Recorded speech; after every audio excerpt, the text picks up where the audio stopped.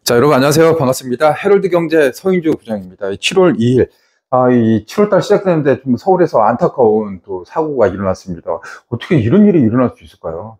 이거 진짜 이 차량 이 인도를 지나가가지고 진짜 한 집안의 가장, 이것도 9명이나 목숨을 잃는 안타까운 이 사고가 터졌습니다.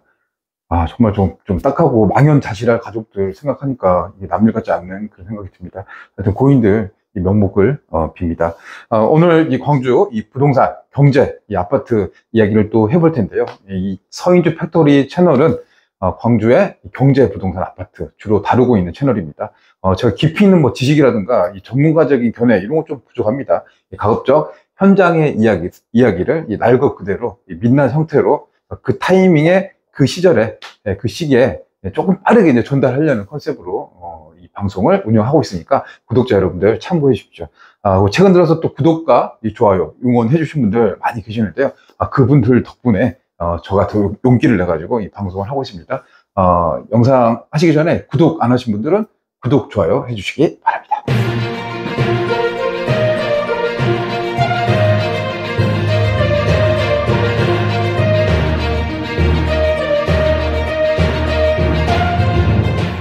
그리고 오늘 이 시간은 이 광주에서 이 시행 이 30년 하셨던 이 부동산 디벨로퍼 이 시행도 하시고 이 아파트 사업도 많이 직접 사업에 참여하신 우리 부동산 디벨로퍼 문영태 대표님 모셔서 오늘 이 시간 함께 하도록 하겠습니다. 대표님 무대로 모시겠습니다. 아이고, 마이크를 하시고, 아이고, 네. 예, 인사 부탁드리겠습니다. 안녕하세요. 문영태입니다. 네. 뭐 저희 방송 지금 몇 번 출연해 주셨죠? 모르겠네요. 한 6번 된가요? 5, 6번? 한 4번, 5번 정도. 네, 예. 네. 조회수도 꽤 많이 나오시고. 네. 인기 스타 되신 것 같은데요. 아니, 부담감이 많습니다. 여기서 뭐 연락 오시고 그런 건 없으신가요? 뭐 시행하는 후배들 한두 명 연락 한두 명 연락 와서 잘 보고 있다. 네. 저 후배 한 명이 이거 재개발, 재건축하고 네. 지역조합의 차이점을 좀 홍보해 주라. 예, 예. 그렇게 후배가 한번 왔었고. 네. 예. 또 뭐, 예. 예. 아무튼 뭐 오늘 이제 점심도 같이 먹고, 또 오래간만에 만나면서 이제 방송에 제가 모셨습니다. 모셔서, 광주 이제 돌아가는 이 부동산 이야기, 또 경제, 또, 예, 전반적인 우리 지역의 이야기들 함께 나눠보고자 합니다. 오늘 뭐 특별한 뭐 주제라든가 이슈는 없는데, 그냥 편하게 우리 구독자님하고 대화하면서 소통한다는 생각으로 네. 그렇게 한번 해보도록 네. 하겠습니다. 예. 요즘 뭐 건설사들 지금 많이 어렵고 힘들잖아요, 광주 건설사들. 또 추진하는 현장이 있어가지고, 그래도 굉장한 현장인데, 건설사 공유권이 안 움직이니까 당분간 그냥 숨만 쉬고 있어야 되지 않냐 생각하고 있습니다. 지금 뭐 광주도 미분양이 많아지고 네. 뭐 공급도 많고. 광주 전남 지방 전체가 그런 것 같아요 지금. 그리고 뭐 건설사들도 사실은 이제 법정 관리, 한국건설이나 남양건설 네. 지역에서 보면 꽤 큰 회사들인데 네. 이 회사들이 지금 법정 관리 신청을 했고 이게 법원에서 받아들여질지 아니면 또 청산이 될지 이렇게 해도 문제일 것 같고 이렇게 해도 문제일 것 같은데 이걸 어떻게 보고 계십니까? 글쎄요, 뭐 저업체고 각 회사인데 제가 감히 뭐 저도 잘 나가지도 못했지만 2번씩이나 받아준 건 문제가 되지 않냐. 그러니까 뭐 이 두 곳의 회사는 이미 한 10여 년 전에 글로벌 금융 위기 당시에 한번 법정 관리 했던 전력이 있고 지금 또 이렇게 나왔던 거는 뭐 도덕적 해이라든가 또 발생할 수 있는 협력업체라든가 이 수분양권자에 대한 피해 이제 거기 이제 그렇죠. 예. 거기를 살려준다 해서 뭐 특별한 뭐 누가 혜택을 보느냐, 결국 협력업체나 분양자들의 피해를 보고 건설사만 살려주는 경향이 되지 않냐라고 생각하고 있습니다. 그래서 좀 요거는 좀 객관적으로 좀 냉정하게 판단해서 재발 방지에 대한 경종이 좀 필요하다. 이제 그런 이제 의견 주시는 거고요. 네.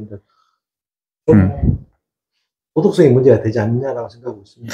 저는 이제 어제 방송에도 좀 했었는데 이제 그 유탑건설 뭐 자금난 이야기 좀 나와서 이제 그런 영상도 했고 또 대표님 회장님 연락을 주셔서 어제 만나서 자세한 좀 이야기를 들었었는데 솔직히 보셔서 이제 그 3자 입장에서 유탑건설에 대한 이 지역 이 업계의 뭐 반응이라든가 평가 그 부분 한번 부탁드릴게요. 유탑건설은 제가 뭐 최근에 거래한 적은 없지만 이제 유탑건설은 이제 원래 건축 설계 감리로 해서 우리 광주의 원조격인 회사죠. 이게 업력이 한 30년 정도 된 걸로 넘죠. 넘어요? 90년에 있었을 때 아파트 설계 유탑에서 설계를 했으니까. 근데 제가 한 35년을 지켜봐도 유탑 건설에 대해서 나쁜 이야기를 들어본 지가 없는 것 같아요. 그리고 회장님 그때 두 분 대표님 답했는데, 우리나라 건설업 중에 가장 뭐랄까요? 높다고 할까요? 박사, 석사도 많고. 원래 이제 감리가 좀 설계 감리가 주 회사인데, 거기서 이제 아파트 이제 개발 사업을 했죠. 네. 네, 근데 제가 있어도 유탑에 대해서는 뭐 평판도 좋고, 제가 오래부터 맺는데 학식도 있으시고, 뭐냐면 결국 그 기업가의 마인드는 갖고 계시는 업체 같더라. 근데 이제 요즘 또 솔직히 보면 이제 건설사가 요즘 시기에 안 어렵다고 하면 좀 거짓말인 것 같아. 그렇죠. 다들 이제 크고 작은 어려움들이 있는데 네. 그 상황을 이제 어떻게 이제 돌파를 해낼 수 있는 그게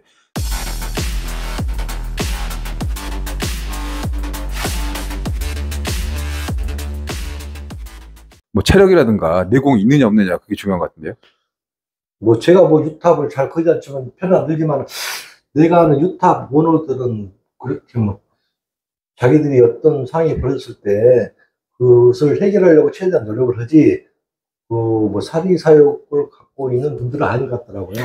예, 맞습니다. 제가 봐서는 뭐 업체나 그분들이 서로 슬기롭게 협력을 하면은 문안이 해결되지 않냐. 그다음에 감리단도 있고, 감리단도 제가 알기로 전국에서 몇 번째로 큰 걸로 알고 있고, 설계도 뭐 광주는 운적격이고, 그다음에 호텔 사업도 잘 되고 있고, 제가 두루두루 뭐 무난한 회사였던 것 같아요.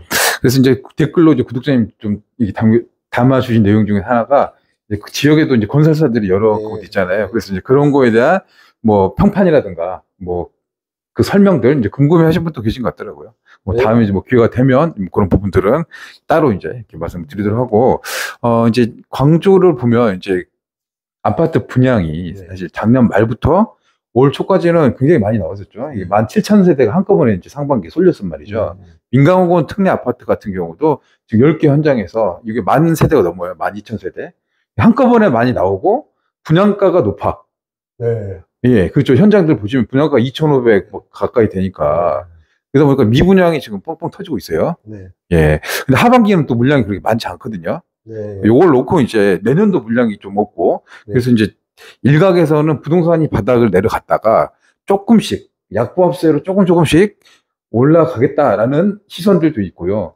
적어도 더 떨어지진 않겠다. 예, 이제 그 정도에서 바닥을 다지고 올라가겠다라고 생각하시는 분도 계신 것 같아요. 어떻게 보십니까?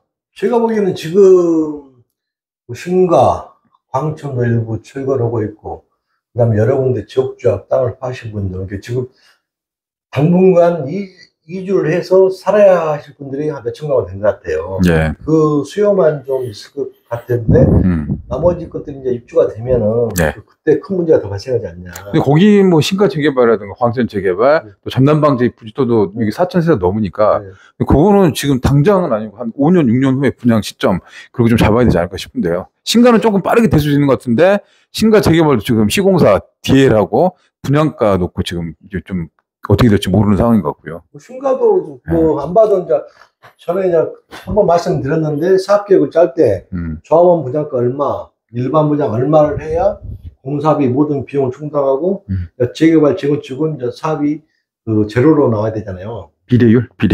마지막에 청산이 제로가 떨어져야 돼요. 네.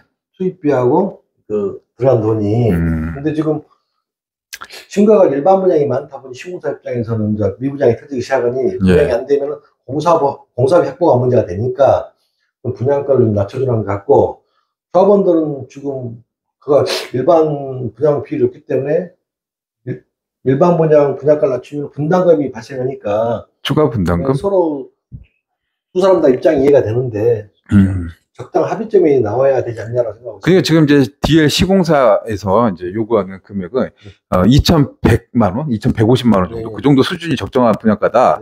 조합원 입장에서는 한 2,500 정도 수준. 예, 그래서 이제 신가 조합원 입장에서는 오랜 시간 동안 기다려온 그것도 있을 거고, 뭐 입지라든가 여러 가지 봤을 때 신가제 경쟁력이 있다. 이 정도 받아도 완판이 될 거다. 그런 이제 생각인데, 이제 지금 분위기로 봤을 때는 사실 조금 힘든 그런 게 많잖아요. 느껴지잖아요. 지금 건설사 리스크죠. 건설사가 보통 일반 분양이 한 2천 가구 된가요? 2천 가구 약 간단히 계산하면 2천 세대가 뭐 3, 4평 해도 한 8만 평 된가요? 1000만 평? 그러면은 공사비 뭐 600만 잡아도 48, 한 5천억, 6천억. 만약에 그게 안 되면은 그 시공사에서 엄청난 부담이 되죠. 공사비. 그러니까 지금 상황이 이제 건설업 분위기 이제 이렇게 쭉 이야기했지만 이제 그 DL, ENC 같은 경우는 이제 국내에서 대표하는 대기업이잖아요. 예. 그런데도 되게 이제 보수적으로 하는 거죠. 경기가 좋았을 때 호황기 시절하고 지금은 이제 영업하는 방식이라든가 운영 방식이 타이트해졌다 이렇게 볼 수 있을 것 같은데요. 지금 메이저 일본 업체도 지금 PF 했던 현장, 그 다음에 기존에 이제 공사비가 올라서 뭐 적자를 보거나 기존에 매년 벌여야 할 마진이 나오지 않는 현장이 있기 때문에 자구책이 우선이 되기 때문에 대기업도 쉽게 판단을 못할 것 같고, 그 다음에 뭐 재건축 조합원들은, 재개발 조합원들은 몇 년을 기다려서 겨우 했는데 갑자기 뭐 일반 부자가 평당 300만 내려간데도 그것이 분담금이 조합원들한테 넘어오잖아요. 예. 또 고민이 크실 것 같고 참 어려운 문제입니다. 그러니까 신가 재개발 문제를 놓고 이제 많은 현장들, 뭐 광천 재개발도 있고, 뭐 지역 주택조합도 있고, 조합에서는 여기 지금 다 볼 거예요. 여기 이제 분양가 얼마로 될 건가? 그다음에 이제 이게 어떻게 방향이 진행될 거에 따라서 이제 광주 재개발, 재건축 뭐 그런 사업에도 영향을 미칠 것 같습니다. 예. 근데 액수가 크다 보니까 예. 누가 쉽게 판단할 수가 없죠. 이제 조합원들 같은 각각의 분담은 뭐 몇천씩 떨어지고 뭐 1억씩 떨어지면 부담이 될 수밖에 없고 개인한테 크잖아요. 네. 또 대기업 입장에서는 만약에 지금 광주 시내 워낙 물량이 많아서 2,500, 700아파트 미분양이 나면은 그 공사비 충당이 되고, 이제 물론 대기업에서 이제 자금을 조달해서 충당할 수 있겠지만 그 이다 부담을 또 조합원들이 해야 되잖아요. 그래서 결국 청사는 조합원 먹이니까 잘 판단하셔야 될 것 같습니다. 참 안타까운 시기입니다. 지금 보면 이제 공사비가 계속 올라갈 것 같아요. 네. 지금 오늘도 지금 서울 보면 레미콘에서 파업을 시작했어요. 네. 그래서 파업이 이제 언제까지 될지 모를 것 같은데 네. 아무래도 이제 현장에서 레미콘 차량들이 이제 안 가게 되면 이게 올라가는 공정률이 뚝 떨어지는 거잖아요. 제 이제 레미콘 협회도 하는 후배인데, 뭐 저 광주 지역사회 이런 사람이 서로 알지 않습니까? 그렇죠. 예. 그저께 이제 그 차량, 그 레미콘 차량 그 단가 협상을 하더라고요. 죽겠다고 하더라고요. 거기는 이제 사업주 입장이신 거예요?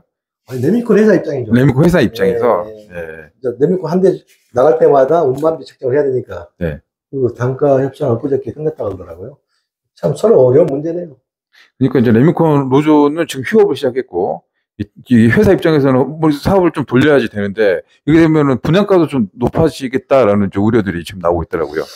근데 지금 문제가 지금 우리가 평당 10만 원이 원래 엄청난 금액이거든요. 근데 지금 뭐 제가 지금 실무를 떠나서 모르겠지만 우리가 평당 단가가 뭐 20, 30만 원 올리면은 실질적으로 건설사는 좀 더 높게 부르지 않는 성향도 있지 않냐. 우리가 아무튼 지금 이제 분양가가 올라갈 수 있는 요소들은 뭐 최저임금도 지금 이제 결정한 이제 기준점이 됐고, 이번 7월이 시작됐잖아요. 7월 들어서는 이제 아파트도 보면 층간소음 문제가 대두되면서 그 바닥 높이를 250mm 요걸로 이제 맞춰갖고 하는 데는 이제 그 가점을 주고, 그렇지 못한 데는 좀 페널티를 주는 것들이 이제 도입이 됐더라고요. 이게 바닥을 층간 높이를 이렇게 올리면은 사실 돈이 많이 좀 들어가는 거 아닌가요? 들어가죠. 그 다음에 이제 뭐 10cm만 올라간다 해도 잘못하면 전체 한 개층이 날아갈 수도 있고, 어차피 이제 층수 제한이 있기 때문에, 그래서 이제 원가 부담이 상당히 되겠죠. 분양가가 이제 봤을 때는 광주 지금 평균 분양가가 2천만 원을 근접했거든요. 신축. 넘었다고 봐야죠. 2천만 원째 넘고 뭐 2,500까지 나오고 있어요. 그러면 여기 이제 또 보면 발코니 확장비나 뭐 옵션까지 하면은 여기서 이제 추가로 더 올라가는 건데, 우리 이제 소득 수준, 광주의 이제 평균 소득 수준으로 봤을 때는 이 아파트 진짜 집 들어가려면 집에서 부모님이 좀 지원 안 해준 이상 내가 돈 모아서 들어가기는 사실상 힘들어지는 의상이 되지 않았느냐. 일반적으로 이제 제품도 차별화해서 고가 아파트가 뭐 중가, 저가 아파트가 형성된 자본주의 당연한 논리인데, 제가 특이한 건 이제 첨단 3지구는 정말 좀 싸게 너무 잘했던 것 같다. 첨단 3지구? 광역시에서 1,500개 아파트는 정말 잘 나온 거거든요. 첨단 3지구는 작년에 이제 9월 달에 이제 분양을 했었는데, 분양가 상한제, 또 택지 개발지구 좀 특성이 있으니까, 이게 좀 싸게 나왔다고 지금 볼 수 있는 거네요. 그렇죠. 광역시에서 지금 1,500 아파트가 다시는 나올 수 없을 것 같아요, 제가 봤을 때. 그러니까 분양가는 참 떨어지기는 힘들 것 같고, 임금은 계속 올라가고 좀 이렇게 힘든 것 같은데, 아, 이게 어떻게 되죠? 이제 새 집을 들어야 되는데, 참 서로 어려운 것 같은데. 악순환이죠. 이제 특히 네. 같은 경우는 시에서 수용을 해서 원가를 정해주니까 내려갈 수 있지만 일반 부지는 뭐 주식하는 사람은 땅을 비싸게 받고 싶고 이제 원가는 올라가고 예. 그리고 지금 알다시피 15년간 호황에서 땅 팔아서 돈 번 사람이 얼마나 많습니까? 그렇죠. 네, 예. 지금 15년 땅 팔린 땅 다 계산해 보면은 그 사람들이 집을 다시 사지 않냐. 그리고 대표님은 실제로 이제 광주에서 아파트를 직접 이렇게 사업 시행을 하시고 네. 분양까지 해서 완판도 지금 이렇게 하셨죠. 네. 완판 지금 상무지구도 있고 네. 또 진아리채 그런 사업장도 있는데 네. 그 당시 분양가는 얼마였습니까? 제가 있을 때가 16년 800 얼마 있는 것 같은데. 분양가가 네, 평년? 네. 그때 몇 년도? 16년 됐어. 2016년도? 예, 예. 사실 그렇게 오래된 건 아닌데. 네. 그럼 800 얼마에서 지금 2천만 원이면 얼마나? 원래 그 해년이 되면 건축비가 평당 10만 원, 20만 원까지 안 올랐어요. 예. 2016년에 뭐 350만 원 했으면 17년이 되면 370만, 60만 원 이렇게 10만 원, 20만 원 계속 올라가다가 갑자기 2022년 22년도에 100만 원에 150이 됐지 않습니까? 예. 그다음 금융가 배가 됐지 않습니까? 예. 원가 상승이 평당 단가락이 한 300 정도 그냥 올라가고 있잖냐. 이게 이렇게 조금씩 10만 원, 10만 원씩 오르는 게 갑자기 껑충껑충 뛰기 시작한 게 네. 지금 시점이니까 이거를 이제 받아들일 입장, 살려고 하는 사람, 네. 그리고 팔려고 하는 이 건설사 입장에서도 다 둘 다 지금 어려운 상황이 그렇죠. 된 거네요. 지금 주거지 가보면 빈집 있어도 우리 눈에 보면 3, 400이면 평당 살 돈이 지금도 700, 800을 주지 않습니까, 평당. 지금 광주 땅값도 굉장히 많이 올랐잖아요. 너무 올랐죠, 너무. 많이 올랐어요. 너무 올랐죠. 예.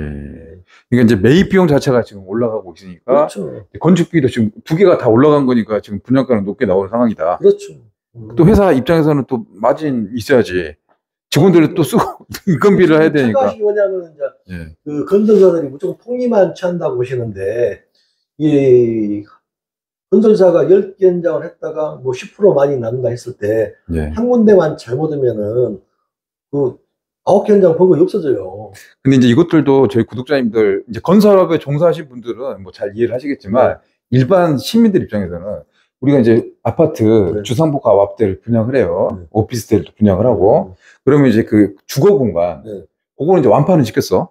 근데 이제 상가가 있잖아요, 상가. 상가는 못 파는 경우 많잖아요. 지방 상가 지금 자영업이 힘들다 보니까. 근데 그것은 이제 건설사 탓도 있지만은 시행사 탓이 많아요. 시행사? 네, 그때 조례가 몇 년도에 바뀌었더라? 그 상업용지가 주고 400%를 주고, 예. 의무비율 상가 15%를 해라 했을 때, 그 당시에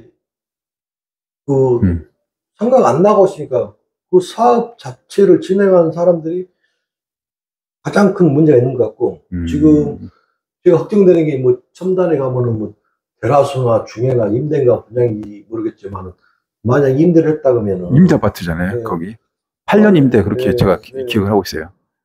그거 어떻게 그럴 것인가? 그럼 임대 아파트도 상당히 이제 그 분위기가, 그게 제가 기억으로는 이제 임대 아파트가 8년 임대 있고 뭐 7년 임대 있잖아요. 10년 임대. 그럼 그게 이제 절반 정도 살면 그 아파트를 이제 분양받을 수 있는 권리가 생기는데, 요게 이제 현실적인 가격들, 또 세입자 입장에서 조금 더 싸게 사고 싶고, 또 파는 입장에서는 비싸게 파고 싶어서. 안타까운 게 뭐 있냐면 지금 우리가 보통 임대 아파트 그러면 주거지역에 지은 아파트를 임대 아파트 분양이라고 했는데, 지금 보시면은 그 한국하고 지금 광주건설이 했던 거에 그 상업용 오피스텔을 임대 아파트처럼 해서 오피스텔인데 분양해 보지 않습니까? 예. 그게 지금 오피스텔이 지금 폭망한 거 있잖아요. 오피스텔이 그때 우리 저기 전세 상담해줄 때 첨단 AMCT 광주시에서 상담했을 때 그때 가서 취재를 했었는데, 그때 이제 전세 보증금이 1억 5천 정도 됐어요. 5천 정도 지금 시세가 5천만 원이 나더만요. 그 얼마 떨어진 거예요? 그게 한 8천만 원 정도 가격은 떨어지고 또 경매 넘어가서 이렇게 우려가 되니까, 어떻게 보면 돈 있는 사람들은 거기 지금 5천만 원이면 그거 사가지고 그렇게 할 수도 있는 거네? 원래 그 사람들은 아무 생각 없이 이제 전세 임대 보증금 했다가 기간 되면은 보증 받고 나가면 되는데, 예. 뭐 그런 유의 그 오피스텔 임대 아파트들은 다음에 내줄 돈 있는 것인가 과연 건설사들이. 거기도 지금 문제가 생기네. 임대 아파트 문제도 나중에 굉장히 복잡한 뭐 그렇죠. 도화선처럼 문제가 될 수도 있겠네요. 네, 지금 그 문제 지역주한 문제, 그다음에 재개발 재건축했던 아파트들 의무 비율로 10% 임대 아파트 셨잖아요. 예. 그게 막 통미가 해가지고 일반들이 그 임대를 내렸잖아요. 그것도 어떻게 될 것인가 앞으로. 그것도 가장 큰 문제죠. 그러니까 이제 곳곳에 이제 뭐 지방 부동산 특히나 이제 뇌관들이 이제 곳곳에 좀 있다고 네. 그렇게 판단하시는 거네요. 그래서 안타까운 게 이제 임대 아파트 사시면 제가 그때 뭐 만남도 했지만은 사회 초년생들이 많이 했더만요. 예, 예, 네. 그래서 전세 보증 대출 받고 잘못하면 사회에 초출하다가 빚 만지는 경우가 생기지 않습니까 지금? 예. 그게 제일 안타깝죠.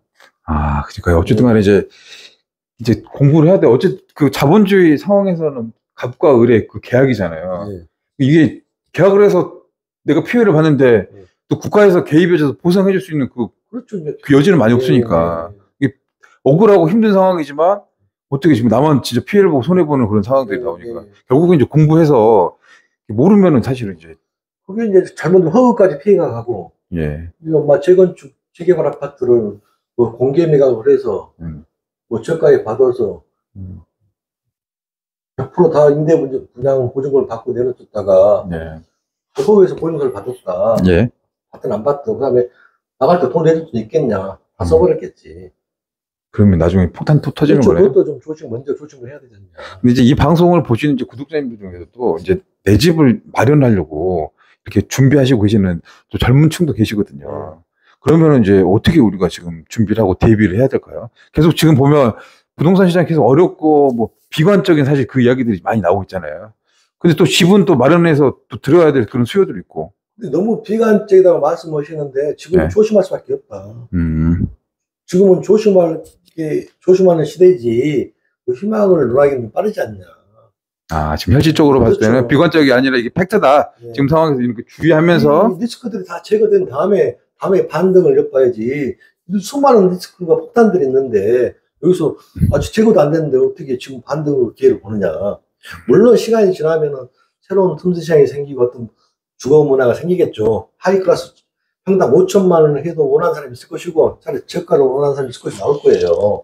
근데 지금 이런 식으로 지방업체가 보도나면 누가 다음에 지방업체 아파트 살라고 했어요. 집을 사고 싶고 지금 가야 돼요. 이제 신혼부부도 있고. 그렇죠. 지금 집을 사야 되는 사람도 있을 거 아니에요? 네. 그러면 어떻게 지금 사요? 아니면 좀 기다려요, 계속? 지금은 근데 제 개인적 생각입니다. 예. 광역시는 그래도 자리가 괜찮으면은 평당 1,500원 물고 있지 않느냐. 옛날에 구아파트도.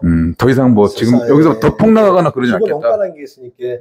간단히 계산하시면은 지금 건축비 뭐 한 500, 600 주당 600에 또 땅값은 또 물고 있으니까. 그다음에 뭐 우리가 약식으로 계산할 때 뭐 기타 잡비가 뭐 분양된 광고비 수수료 뭐 분담금 다 냈을 때 평당 300~400을 잡거든요. 네. 저는 이제 암산으로 지금 아파트의 기본 원가는 1,000만 원에다 보거든요. 1,000만 원에 1,100 정도 된다.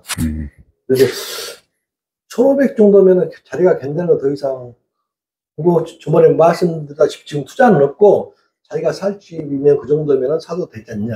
좀 잘 지켜보면 요즘 뭐 가격들이 조금 떨어지고 빠지고 있으니까 거기서 이제 실거주 입장에서는 잘 보고 입지라든가 이런 거 보시고 그렇죠. 들어갈 수는 있겠다. 그렇죠. 그리고 이제 구독자님들 이런 이제 질문 주시더라고요. 지금 광주 아파트 가격이 너무 올라가니까 서울하고 사실 그 차이가 많지가 않더라. 그렇죠. 서울로 광주는 전세를 살고 서울에 집을 살다 이렇게. 네. 그건 어떻게 생각하십니까? 어떻게 맞는 입장이고 차라리 광주에 3천짜리 사느니 지금 강남에 가면 도심지로 한 5천 정도 가나요? 5, 6천 평당? 네. 그게 차라리 리스크가 적죠. 차라리 잘 되는 대로 가서 돈이 좀 들더라도 네. 그것도 하나의 방법으로는 뭐 나쁜 선택은 아니다. 그렇게 할 수도 근데 문제가 있습니까? 지금 인구가 지방에서 서울로 갔다가 서울에서 지방으로 나오잖아요. 네.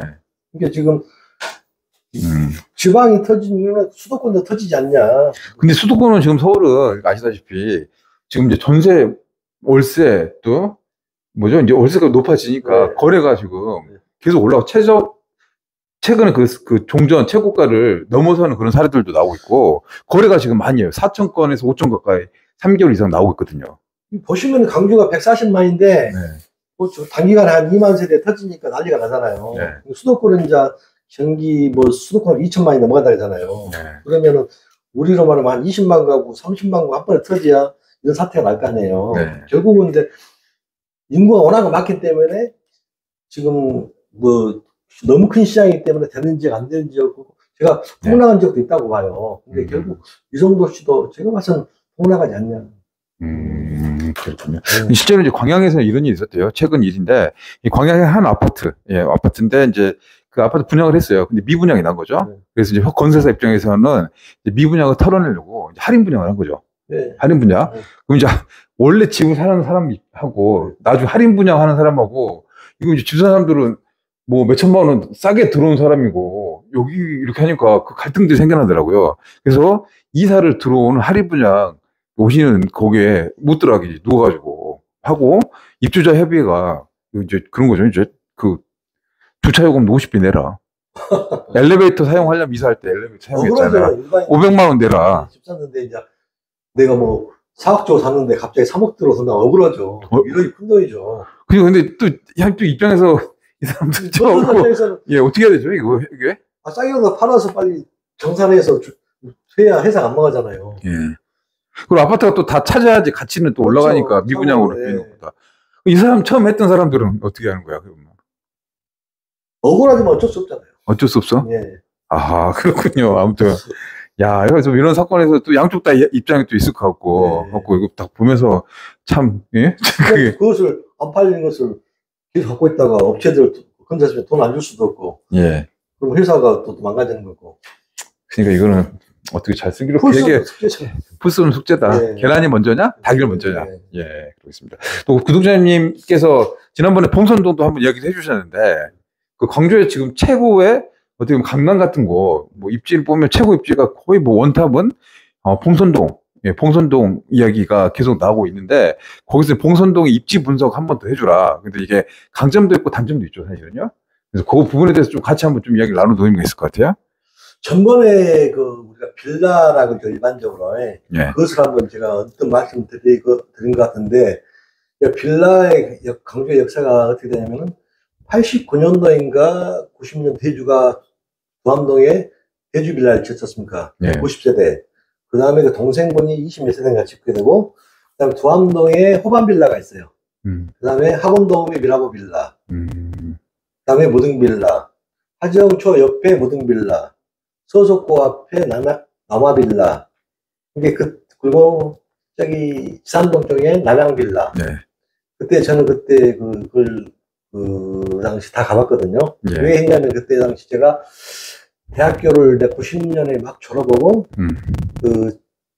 저희 매형하고 그 당시에 이제 대형 평형이 60평, 70평 처음 나왔어요. 네. 근데 그 당시 우리나라에 그 가스보일러가 용량을 충당할 수 있는 가스보일러가 예. 없었어요. 그래서 이제 그 가스보일러에 납품 문제 있어서 다 가봤거든요. 예. 근데 그것을 몇 년 동안 관리를 해주다 보니 뭐냐면은 이게 단지가 안 되면은 예. 이게 어떻게 보면 그냥 연립 같은 분위기가 나오네요. 그래서 빌라 사면 안 되겠다. 그 다음에 이제 저는 이제 그것을 겪었던 세대고 지금 한국이 특히 이제 봉선도 57로에서 실제 성공을 했잖아요. 네. 근데 저는 이제 어떤 평가를 봤었냐면은 그 당시에는 고급 빌라다게도 차가 한 대나 쓸 뿐이 없었어요. 잘 산다게도. 지금은 좀 잘 살면 자녀까지 서너 대가 있잖아요. 네. 그러면은 지금 땅이 보통 500평, 600평 사가지고 뭐 어떻게 한국이 30세대 미만 분양승인 압박해서 적게 진 것도 있지만은 네. 지금 차량이 대용화 돼가지고 주차 문제가 생기는 거예요. 그래서 제일 처음에 봉선동이 성공했다가 입주를 해보니 불편하더라. 이게 우리가 한국에서 뭐 30억짜리, 20억짜리 입자 정도 되면은 주차하는 거 편하고 모든 게 편해야 되잖아요. 네. 적은 땅에서 그게 나올 수가 없거든요. 그래서 제가 그때 제일 처음에 2003년도인가 그 골든 트래블 자리요. 네. 그게 그때 제가 계획을 잡았었는데 나오건 측에서 그때 거기가 한정적 회장님 땅이었는데 그때 제가 배치를 해서 처음입니다. 그때 타운하우스 그 고급 빌라 단지를 하는 것이. 예. 대리면서 회시해주신다고 했는데 강격체는 이제 그 인식이 없어 안 나오더라고요. 근데 해필 그게 뭐냐 내가 운이 안 맞는 게 그 한성 이 회장님이 그 무등 빌라 무등 건설을 했던 김원영 회장님하고 땅을 사서 많이 그 친분이 있던 분이에요. 그때 그래서 무등 김원영 회장님 땅을 가져갔는데 그래서 어떤 빌라도 좀 단지를 갖춰야 되지 않냐. 저는 아쉬운 게 있냐고 개인적으로는 그나마 공수동 세아 골프장 자리가 그 명정 후배에서 했는데 그 자리가 괜찮은 자리인데 해가지고 따기 좀 아깝다. 근데 봉선동이 이제 광주의 대치동, 학원가 가장 뭐 메리트 있는 강점으로 뽑아놓은 그런 게 나올 것 같고요. 저는 이제 개인적으로 2002년도에 제가 기자 초연연도 시절에 남부서를 출입했었거든요. 그 남부서가 그때는 광주의 남부가 끝이었죠. 네. 그 주변에 아무 없었어요. 그렇죠. 없었어요. 다 시골이고 논밭이 있었던 곳인데 2000년 초반부터 이제 택지개발 봉선동도 네. 기존에 있는 그 봉선 시장 주변으로는 이제 아파트 조금 있었고 사실 네. 그냥 단독 주택이 많이 있었던 곳인데 그 뒤로 해서 이제 그 포스코라든가 뭐 아들 남양유턴 그게 이제 고급 아파트 쭉 나오는 게 네. 학교 유한초등학교, 블루초등학교, 뭐 봉선중학교, 네. 그다음에 고등학교도 우리 문성고도 용문고라고 지금 알려주죠. 그때 이제 봉선 택지가 잘 잡은 게 이제 예. 삼익 아파트 들어오고 그때 금호가 잘 나갔지 않습니까? 예. 금호 아파트 들어오고 하면서 이제 제가 그것도 기억나네요. 유한초등학교가 거기서 학교 바람이 불었거든요. 아, 유한초등학교가. 속칭 말하는 치맛바람. 예. 그거 왜 하냐면은 거기다 그 난방기 같은 걸 썼어요. 난방기 사업하셨어요? 네. 이거 좀 많이 하셨네요. 네. 예. 그래서 그때 그 치맛바람이 막 불더라고요. 예. 그러면서 그 형성이 되면서 그다음에 이제 유명한 학원가 몇 개 들어오니까 바로 자리 잡는. 근데 이제 봉선동이 이제 저 때만 해도 제 친구도 봉선동 살았거든요. 단독주택. 근데 그때도 뭐 부촌이라는 이미지가 그때는 없었거든요. 네. 근데 이제 아파트가 새로 이제 생기면서 여기 이제 전대병원, 조대병원, 또 조선대, 대학교 이렇게 하니까 교수님들도 많이 오시고 의사들도 살고 또 지산동까지 법원 건축도 거의 멀지 않으니까. 10년 전에 유한초등 납품했는데 예. 그때 이미 그 자리를 잡았더라고요. 그래서 이제 그 좀 소득 수준이 높으신 분들이 많이 하니까 이제 자녀 교육에 대해서 신경 좀 쓰고 학원비가 요즘 뭐 부자들 이야기 들으면 500만 원, 1000만 원씩 쓴다고 하더라고요. 수죠. 그렇게 하대요. 저는 네. 야, 참 그거 보면은 네. 또 교육에 이렇게 하신 분들이 네. 계시니까. 네. 그러면 이제 광주에 이제 봉선동이 어떻게 보면 이제 그 가장 비싼 광주에 강남 같은 역할을 하고 있는데 요 지위는 계속 유지가 될 것이다. 1번, 2번 아니다. 이제 여기 봉선동 시대는 갔다. 네. 다른 쪽이 뜰 것이다. 제 짧은 소개인데 우리나라가 뭐냐면 이 라면 철근 콘크리트 건물이잖아요. 네. 돌 붙이고 그 똑같잖아요. 네. 이게 우리가 층마다 이게 콘크리트 타설 하면은 제 기호로는 한 15년, 20년 되면 이게 재료비 크게 가더라고요. 네. 이렇게 저는 이제 제 짧은 소개로 이 콘크리트 건물은 20년, 25년이 좀 지나면은 노후화되고 다른 도시가 형성이 되더라고요. 그러면 광천동이나 뭐 광주천 주변을 해서 지금 뭐 그쪽으로 부촌이 될까요? 뭐 복합 쇼핑몰도 지금 만들어지고 있는데. 타임이 이제 원래 이렇게 공급이 많이 없고 예. 없었다고 해도 그 3천 하더라도 아마 나갔을 것 같아요. 이렇게 우량이 안 많았으면은 그리고 부천이 옮겨갈 수도 있었지 않냐. 근데 아직은 그건 뭐 모를 일이네. 근데 지금 너무 물량이 많고 뭐 봉선동 현재 입지는 당분간 유지할 것 같다. 좀 자금력 있으신 분들은 그 예. 좀 고급 모철 같은 거 많이 매입을 하셨잖아요. 아, 이미 광주에는 부자들이 많이 있습니까? 부자가 모르겠습니다. 많이 있는 겁니다. 부자 한번 되셨잖아요. 부자 하셨잖아요. 부자시잖아요. 아, 지금 돈 없습니다. 지금 먹고요. 네. 마음의 부자? 근데 저는 뭐 아무것도 가진 건 없지만 그래도 이렇게 어떤 편법이나 보정적인 걸로 돈은 벌려고 해본 적이 한 번도 없다. 그래도 뭐 여기 이제 시행사인데 최초일걸요? 아마 거의 대한민국 최초로 시행사 하셨던 그 대표님 직접 유튜브 방송 출연해서 부동산 이야기. 제가 최초는 아니에요. 아, 또 저보다 계십니까? 언론분들이 몇 분 계세요. 그러실까요? 네. 아무튼 뭐 가감 없이 이야기해 주시고. 네. 저보다 언론분들 서너 분 계시죠. 네. 근데 이제 인구 문제도 좀 고려를 해봐야 될 것 같은데, 이제 광주도 인구가, 광주시청, 이 광주시 인구가 한때 이제 148만, 7만, 이렇게 있었거든요. 한 10여 년 전까지만 하더라도. 근데 지금 이제 뭐, 불과 한 7, 8년 사이에 141만 8천 명. 지금, 현재. 아마 요거 더 빠졌을 거예요. 제가 전번에 한번 개인적으로 서 기자가 농담을 했지 않습니까? 네. 그 지하철을 할 돈이 연간 운영비 쓸 돈이면은, 네. 뭐 얘기, 간단한 농담식입니다. 얘기 한 명 나오면 1억 줘도 되고, 그 다음에 노인들 뭐 택시비 무료로 해줘봤자 그 돈 들어가겠습니까?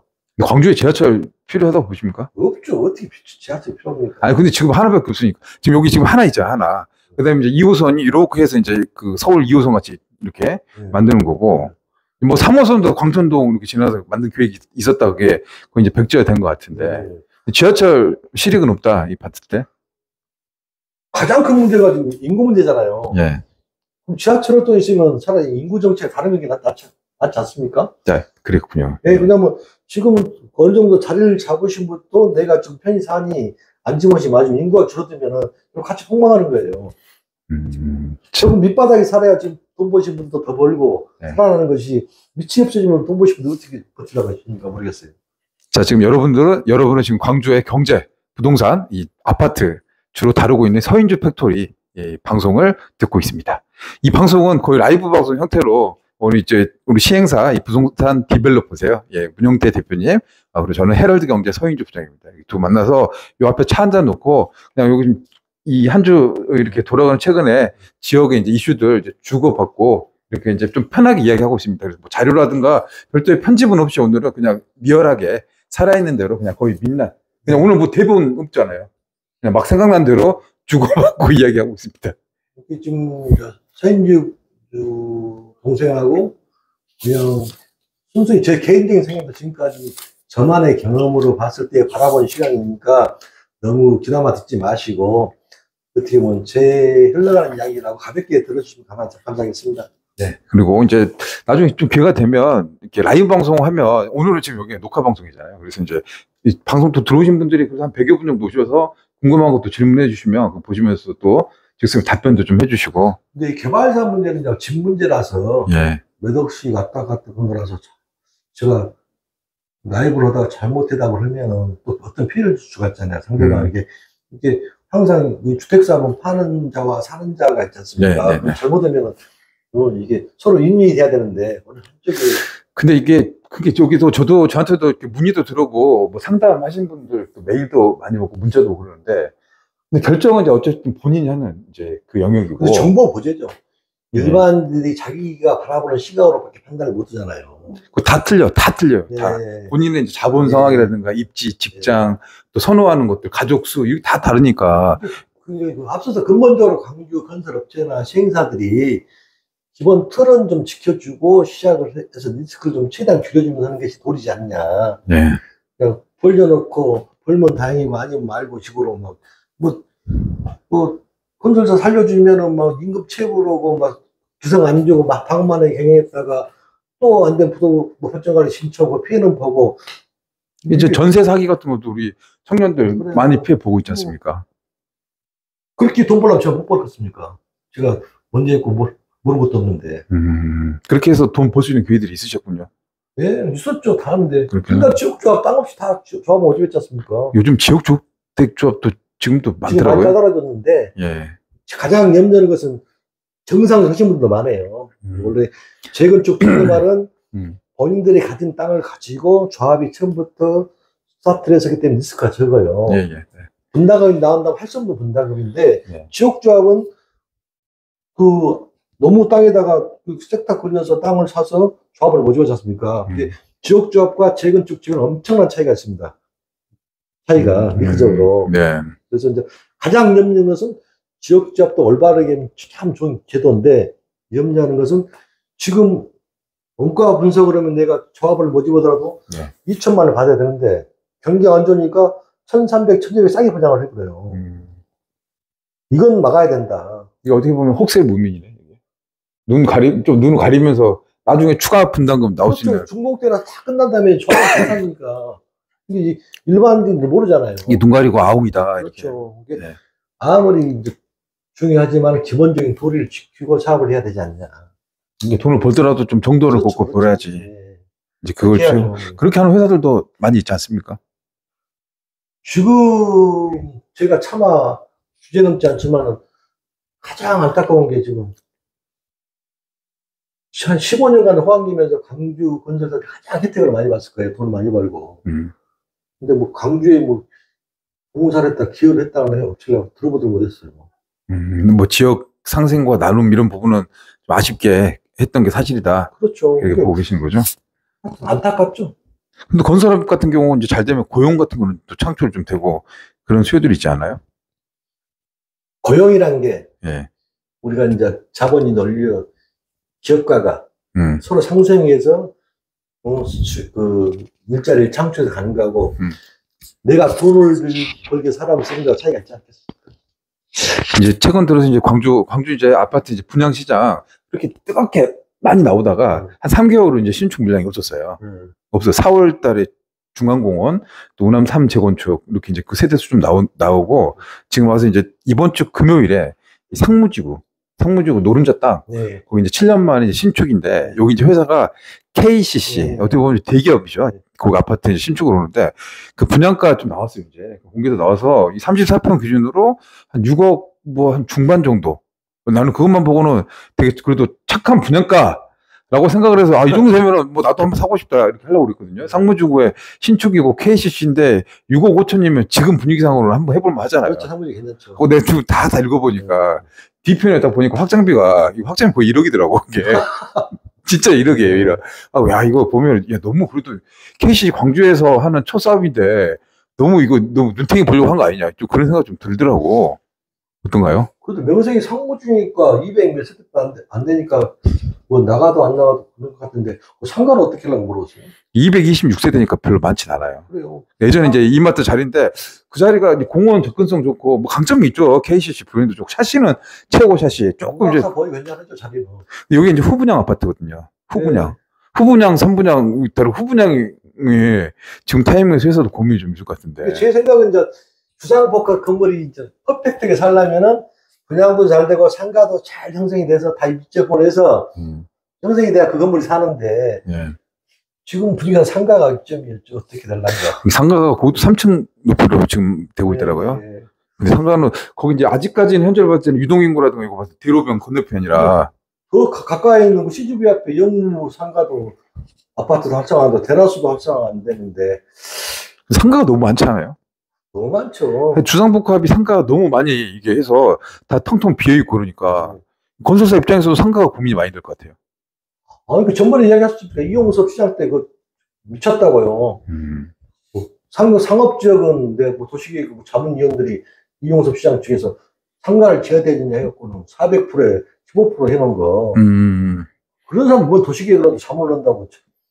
근데 여기가 이제 한 46평 정도 되는 게 두 세대 펜트하우스가 있어요. 여기 이제 딱 기록에 저기 다 보면 한 15억 정도, 15억, 16억 그 정도 될 것 같아요. 다 합치면. 근데 거기는 이제 어떨까? 희소성이 있을까요? 제가 보는 점이 현찰했다. 네. 그러면 원래 저는 이제 상무지에 살던 사람이라 지금도 살고 계시잖아요. 살았던 사람이라 저 같으면 들어가죠. 들어가신다고? 네. 여기 정도 되면? 네. 그러면 여기하고 상무센터를 자이 두 개 중에서. 얘를 학교도 안 다니고 집사람하고 둘이니까 살만하죠. 이게 좀 뭐 요건들이 다 다르기 때문에 그래서 이제 이번 주 금요일 날 저도 한번 가보고 궁금하더라고요 사실은요.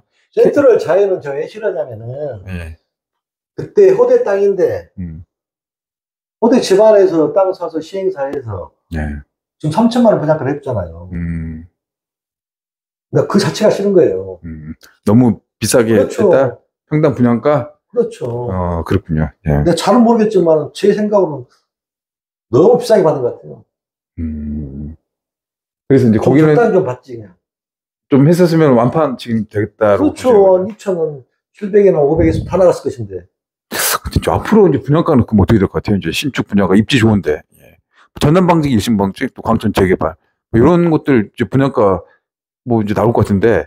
뭐 시간 길어지면 길어질수록 이제 뭐 대출이라든가 이런 비용들이 있잖아요. 매몰 비용들이 있으니까. 그러니까 또 낮게 할 수는 없을 것 같은데. 결국은 이제 전반적인 흐름을 봐야 돼요. 전반적 흐름이 이제 주택사 내리막이잖아요. 그중에 한 군데가 잘 될 수도 있고 못 될 수 있지만 전체적 내리막이다. 결국 잘 판단하셔야 된다. 어차피 내리막인데 전체 내리막 타는 거 아니지 않습니까?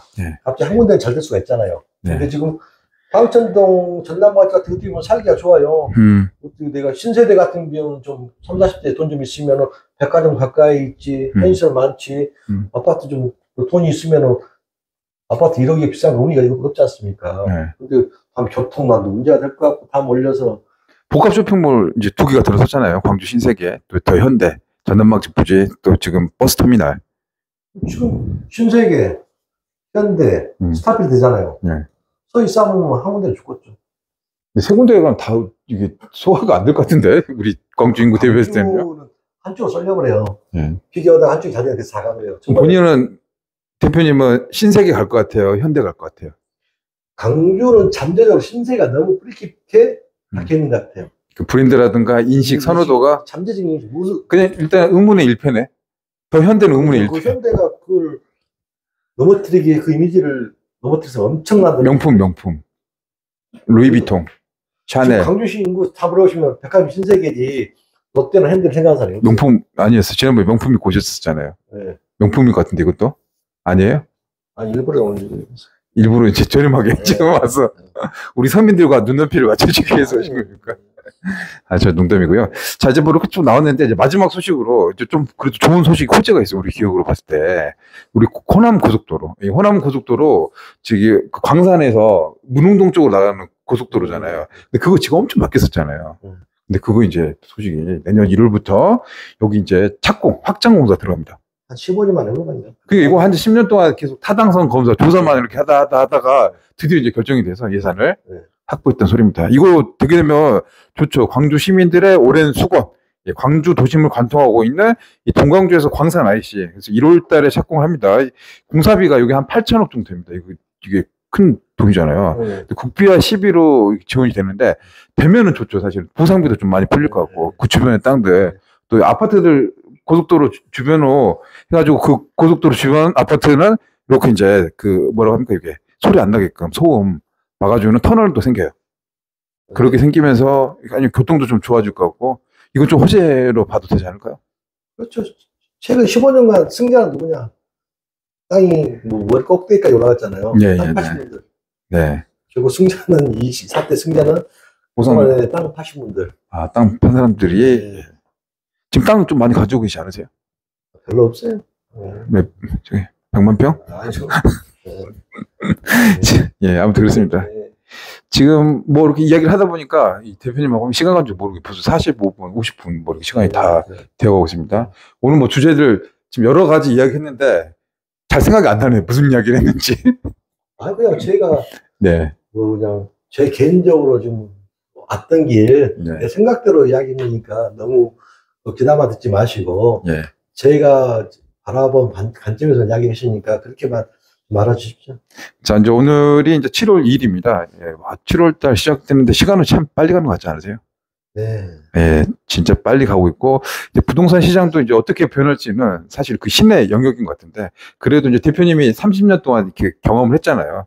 역사를 보면 미래를 알 수 있다라는 말처럼 우리가 그거 좀 되새겨 가면서 우리 스스로 어떻게 보면 보는 눈도 좀 키우고 인사이트를 키워가지고 뭐 내 집 마련이 됐다 또 집을 팔든 이런 이제 경험이라든가 이 타이밍을 잘 잡아가는 그런 이제 우리 구독자님 되었으면 좋겠습니다. 네. 자, 끝으로 한 말씀해 주시고, 구독, 좋아요 이런 것도 좀 해주시고 이렇게.